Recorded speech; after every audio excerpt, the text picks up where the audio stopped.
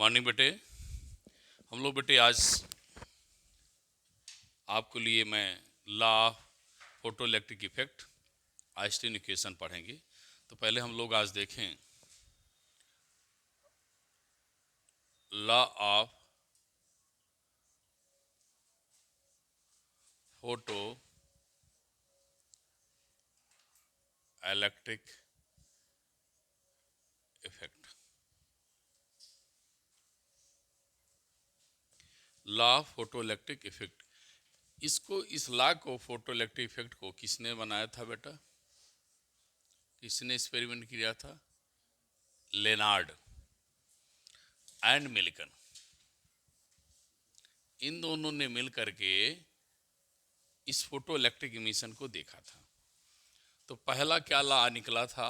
हम लोग जो पढ़ा है फोटो इलेक्ट्रिक एक्सपेरिमेंट बेटे, उसी को हम लोग एक्सपेरिमेंटली जो पढ़ रखा है उसी को डिस्कस कर रहे हैं। देखिए पहला लॉ उन्होंने ये बताया था बेटा, ध्यान सुनिए, incidence frequency is greater than threshold frequency. याद है? इंसिडेंस फ्रीक्वेंसी थ्रेशोल्ड फ्रीक्वेंसी से ज़्यादा होना चाहिए, तब हमें क्या मिलता है बेटा? इलेक्ट्रॉन का इमिशन ऑफ इलेक्ट्रॉन होता है। समझ हमारी बात आई? जब इंसिडेंस फ्रीक्वेंसी ग्रेटर देन क्या हो? थ्रेशोल्ड फ्रीक्वेंसी से emission take place, emission take place. तो लिखिए पहला first law, the incidence frequency या फ्रीक्वेंसी ऑफ इंसिडेंट लाइट, जो भी आपको लैंग्वेज अच्छी लगे, the frequency of incidence light is greater than threshold frequency,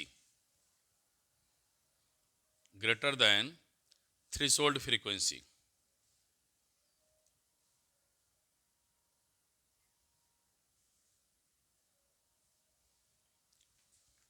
second law क्या था बेटा? At constant frequency, at constant frequency क्या था? अब सुनिए ध्यान से, intensity is directly proportional to photo electric current. Intensity जैसे जैसे बढ़ती थी, पहला ग्राफ में बनाया था, इंटेंसिटी जब बढ़ रही थी करंट भी बढ़ रही थी प्रोपोर्शनली। तो ग्राफ क्या मिला था? दोनों का स्ट्रेट लाइन मिला था। तो आगे लिखो, eight constant frequency, at constant frequency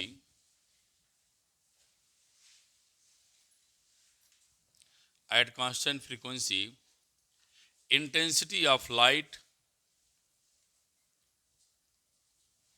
intensity of light is proportional to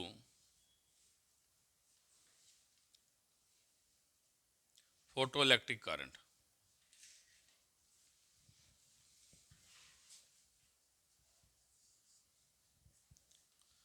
photoelectric current. Next बेटा ध्यान दीजिए क्या बताया था?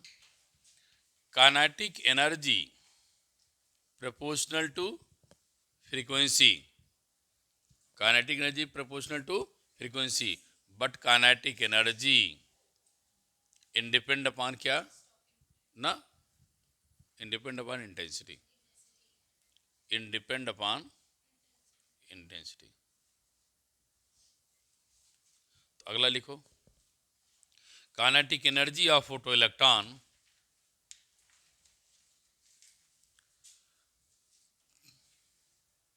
Kinetic energy of photo electron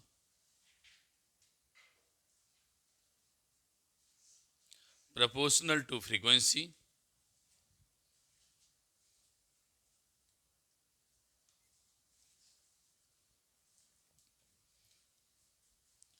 but independent upon intensity।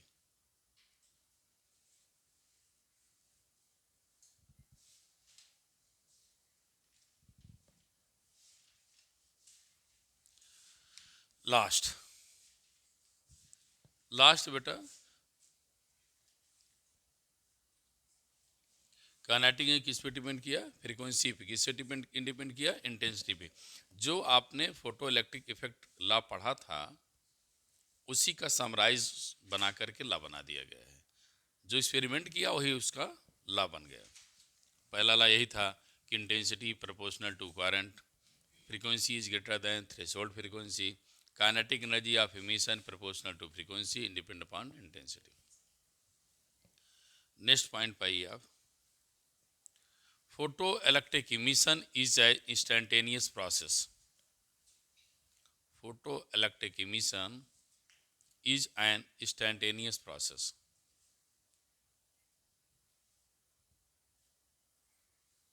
Photoelectric emission is instantaneous process.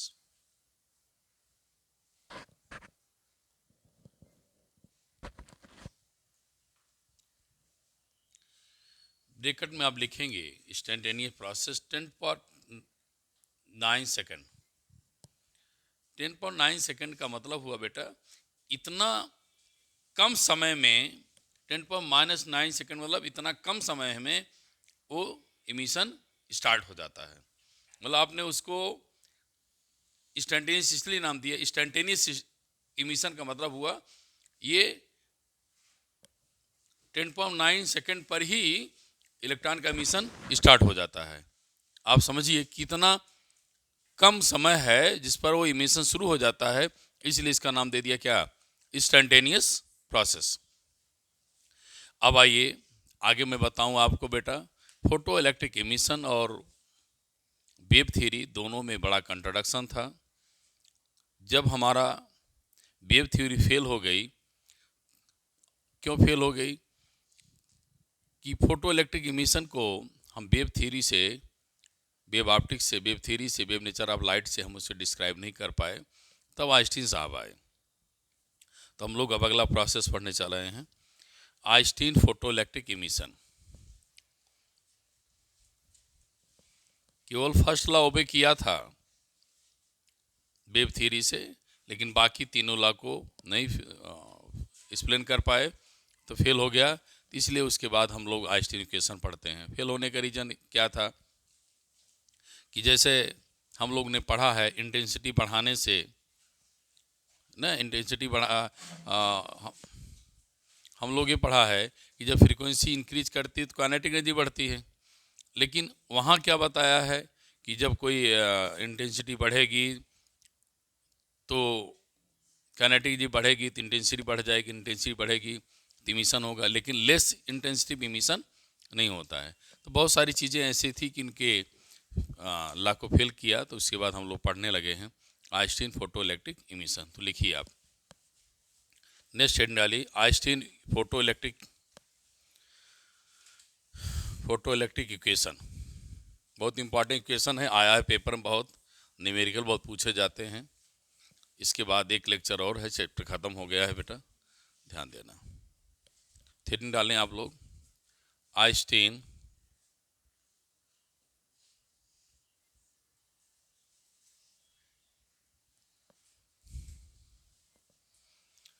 Photo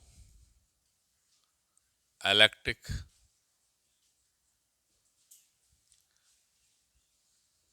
equation. इन्होंने बेटा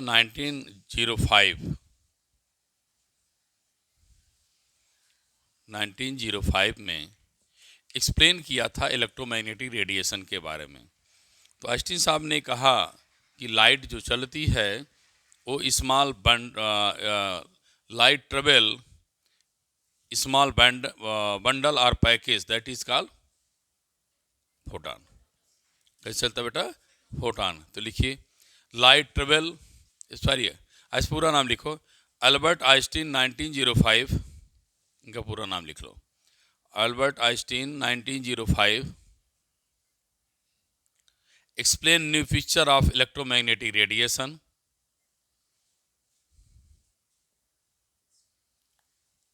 explain new feature of electromagnetic radiation,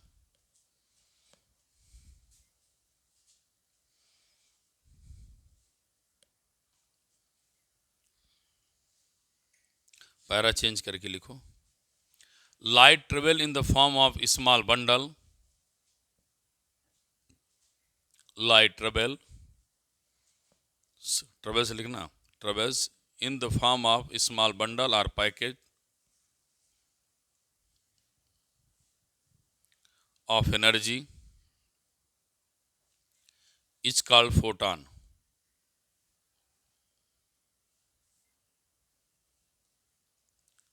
Is called photon.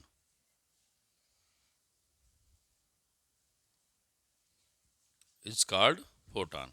मतलब जब लाइट क्या करती है, पैकेज के फॉर्म में चलती है, बंडल फॉर्म चलती है, जिसे हम क्या बोल दिया है, क्या बोला है बेटा, photon.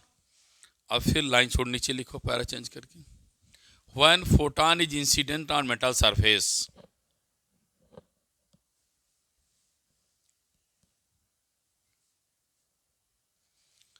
when photon incidents on metal surface,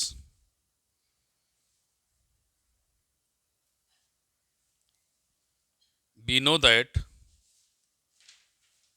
intensity depends on number of photons.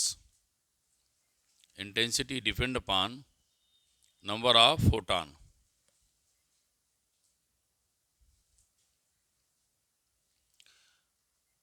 When a photon incident on metal surface,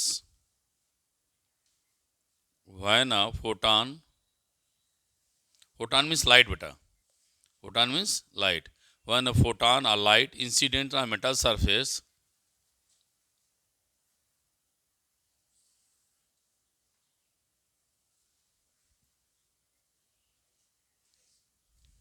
हाँ ठीक है लिखो। When क्या लिखा, light or photon incident on metal surface, its energy is distributed in two ways. Its energy is distributed in two ways. ठीक, अब फिर लिखो फर्स्ट पार्ट, पॉइंट 1 डाल दीजिए।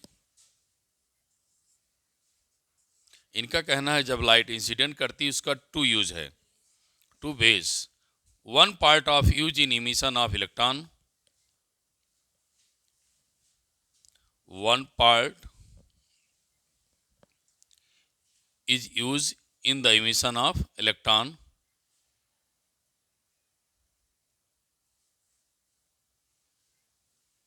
emission of electron।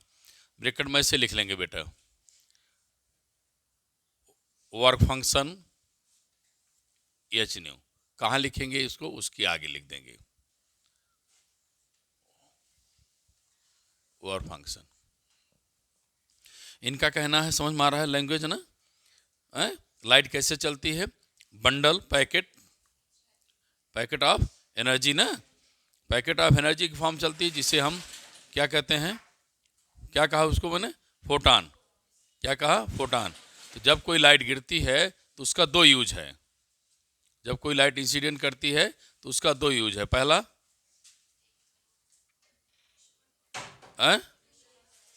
हाँ, जब लाइट इंसिडेंट करती है तो उसका दो यूज है। पहला यूज क्या हुआ, emission of electron, that is the equal to work function. Second लिखो, another rest part or remaining part, another rest part or remaining part used in kinetic energy, used in kinetic energy।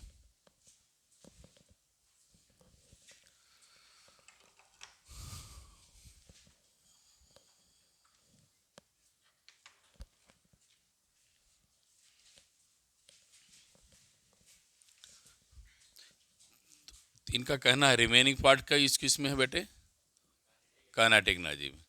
Kinetic energy क्या होगी, half mv²। तो इसको समझें क्या करना है। Suppose किया मेटल सरफेस है बेटे, ये मेटल सरफेस है, यहाँ पर फ्री इलेक्ट्रॉन्स रहते हैं, आपको हम लोगों को सब पता है, वो अपने ऑर्बिट में क्या करते रहते हैं, रिवॉल्व करते रहते हैं। इनका कहना है कि जब कोई लाइट इंसिडेंट करती है तो उसकी जो लाइट की एनर्जी है वह एच न्यू है, जिसे हमने फोटॉन कह दिया। जब लाइट की एनर्जी एच न्यू है तो ये मेटल सरफेस पे गिरेगी। तो मेटल सरफेस पे गिरने के बाद हमने देखा, कहा क्या कहा कि पहला काम हमारे इस एनर्जी का यूज किस में हो जाएगा, वर्क फंक्शन में। वर्क फंक्शन क्या था, minimum energy required to leave the electron from metal surface. Metal surface से इलेक्ट्रॉन को निकालने में एनर्जी का जो यूज होता है वो वर्क फंक्शन है। तो मैंने जो एनर्जी इंसिडेंट कराया वो क्या है, H nu. According law of conservation of क्या, energy. According law of conservation of energy क्या है बेटे, कि जब कोई लाइट इंसिडेंट की दैट हैव एनर्जी क्या, एच न्यू। इस गिरने वाली एनर्जी का दो यूज हो गया। पहला यूज किस में हो गया, वर्क फंक्शन में, H threshold frequency, and rest जो इसने एनर्जी दिया, जितना इलेक्ट्रॉन को जरूरत थी उसने खींच लिया, that is the work function H new. ये गिरने वाली एनर्जी है, ये ऑब्जर्व एनर्जी है, use for emission of electron, and rest is converted to kinetic energy। तो हम यहाँ बेटा मैक्सिमम लिखेंगे, अभी रुके रहिए आप लोग, लिखो नहीं, मैक्सिमम हो गया। एच कॉमन ले लिया तो ये क्या मिलेगा, h minus mu naught equal to क्या बेटे, half m v max square. ये पेपर में कितनी बार आया है बेटा, इस इक्वेशन को कहा जाता है आइंस्टाइन इक्वेशन। आप लिखें तो मैं केसेस वगैरह बताऊंगा। अब इसके बाद यहाँ फिगर और बनाएंगे हम। ये आप इसकी एनर्जी लिख देंगे क्या, हाफ एम बी स्क्वायर, ए फोटॉन इसका नाम दे देंगे, ये आपका बन गया। फिर समझा दूं क्या, कि जब कोई लाइट गिरती है that have energy H new, the energy use one part in work function, remaining part is kinetic energy. तो जो मैंने पाया वो एनर्जी क्या है, एच न्यू, उसका यूज कितना किया है निकालने में, H nu not, and rest जो एनर्जी बेच के किस में दे दिया, काइनेटिक एनर्जी में। तो बेटे क्या, लॉ ऑफ कंजर्वेशन एनर्जी से incidence energy, work function energy and kinetic energy सबको ऐड करके फिर इक्वल करके ये इक्वेशन पाया, that is the, it is the क्या, आइंस्टाइन इक्वेशन। अब लिखिए आप,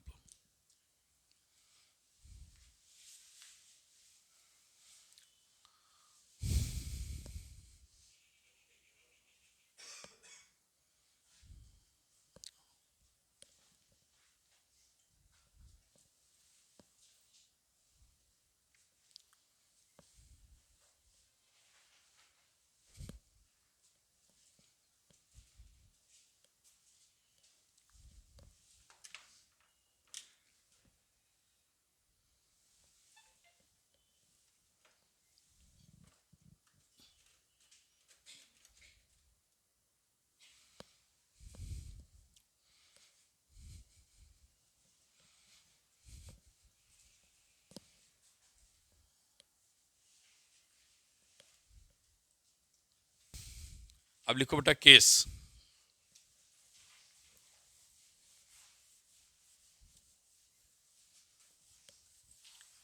केसेस क्या हैं इसको देखिए। अभी हमने इक्वेशन लिखा,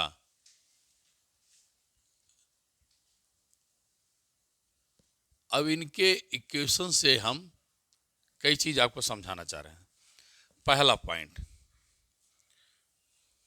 ठीक है, पहला पॉइंट देखिए, अगर एच को कांस्टेंट मान लें तो काइनेटिक एनर्जी किस पे डिपेंड की, फ्रीक्वेंसी पे।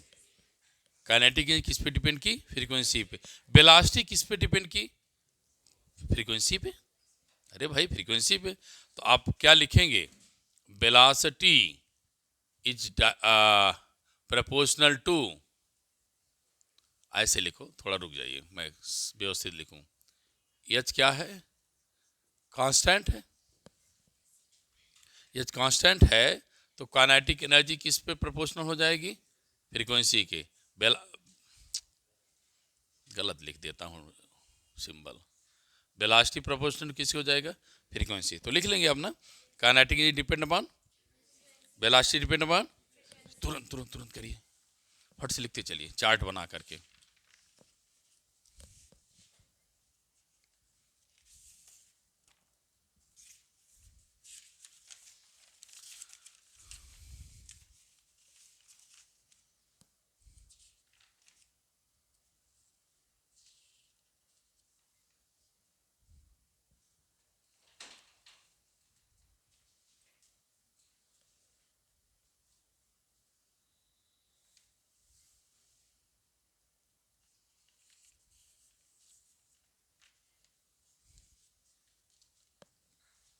चलें आगे बढ़ें।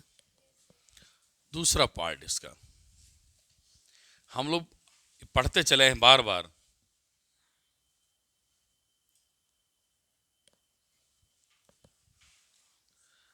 एच क्या है? कांस्टेंट है। तो क्या बेटा मिला? काइनेटिक एनर्जी किसके प्रोपोर्शन हो गया? फ्रीक्वेंसी के। वेलोसिटी किसके प्रोपोर्शन हो गई? फ्रीक्वेंसी के।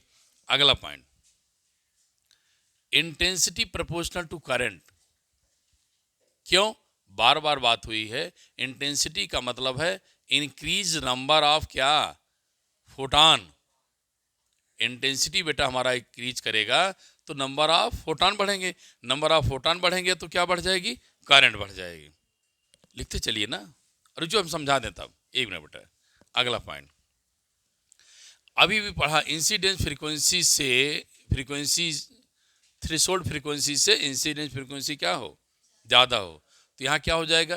इलेक्ट्रॉन का इमिशन ऑफ इलेक्ट्रॉन हो जाएगी।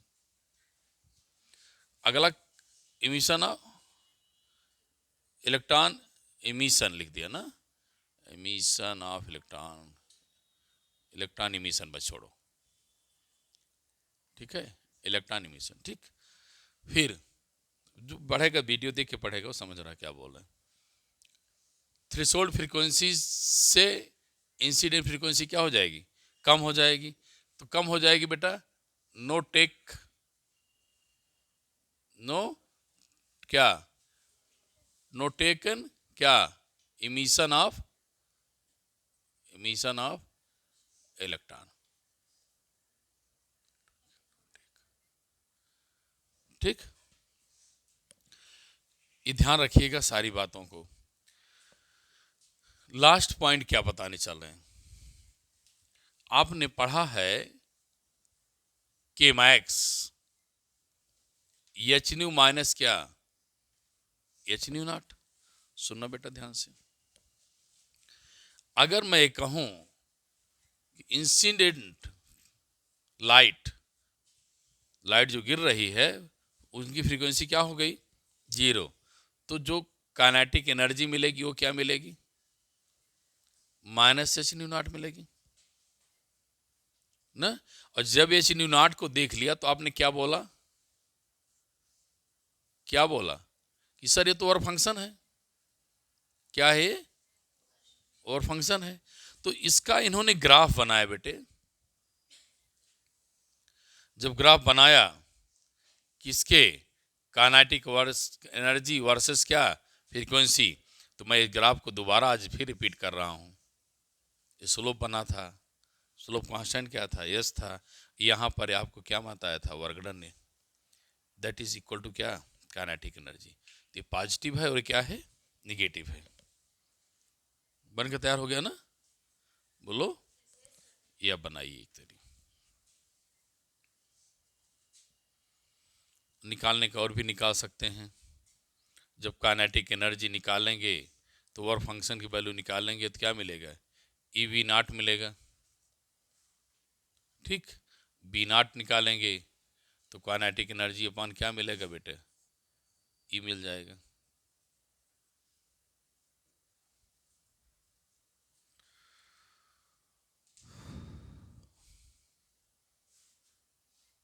काइनेटिक एनर्जी पॉजिटिव होगी इसलिए पॉजिटिव कर लो इसको।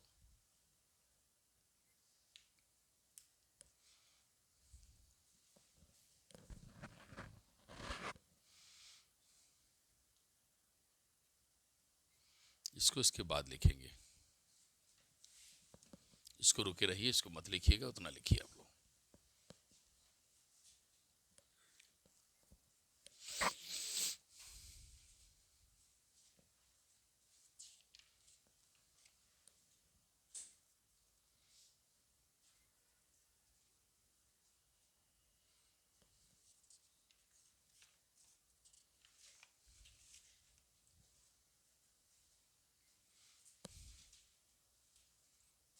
हो गया।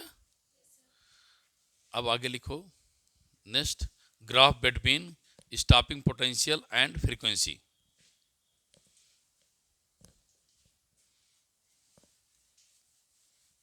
Stopping potential and frequency.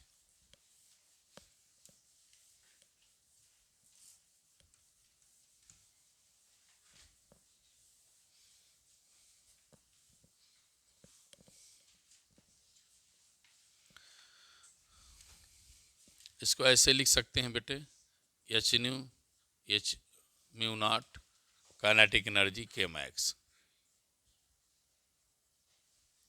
इसको और भी अगर लिखना चाहें तो इलेक्ट्रॉन वोल्ट पोटेंशियल टर्म क्या हो जाएगा, बी नॉट। तो अगर हम यहाँ से एच अपान ई भी कर सकते हैं, h upon e frequency nu naught कर सकते हैं, स्टॉपिंग पोटेंशियल क्या, बी नॉट। तो अब बेटे बी नॉट और फ्रीक्वेंसी के बीच ग्राफ खींचिए, स्ट्रेट लाइन मिलेगा ही। ये आपको क्या मिलेगा, h nu naught upon e, negative sign यहाँ आ जाएगा क्योंकि पॉजिटिव है, क्या पोटेंशियल है, निगेटिव हो जाएगा। ये पॉजिटिव पोटेंशियल है, निगेटिव। यहाँ जो स्लोप बनेगा क्या, एच अपान ई बन जाएगा। बना लीजिए, बस कंप्लीट कर दिया। हाँ उस मिलेगा बेटा ना उनसे, क्योंकि आइंस्टीन ने जो इम्प्रूवमेंट किया है वो फोटो इलेक्ट्रिक इमिशन लेनार्ड और मिल्कन्स को ही तो आगे बढ़ाया है, इसलिए उनकी सिमिलरिटी आपको दिख रही होगी, मैं मानता हूँ। स्टॉपिंग पोटेंशियल और इंटेंसिटी के बीच ग्राफ खींचेंगे तो स्ट्रेट लाइन आएगा, कोई इफेक्ट नहीं पड़ेगा। इंटेंसिटी और टाइम के बीच ग्राफ खींचेंगे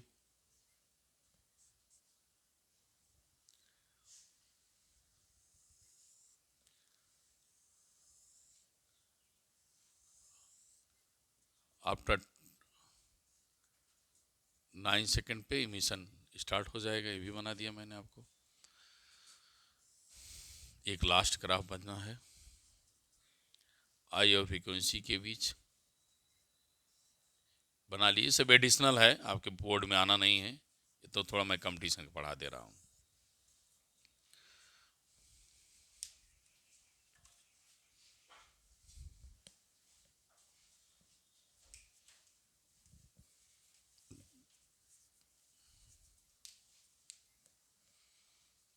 ठीक है, थैंक यू क्लास बेटे।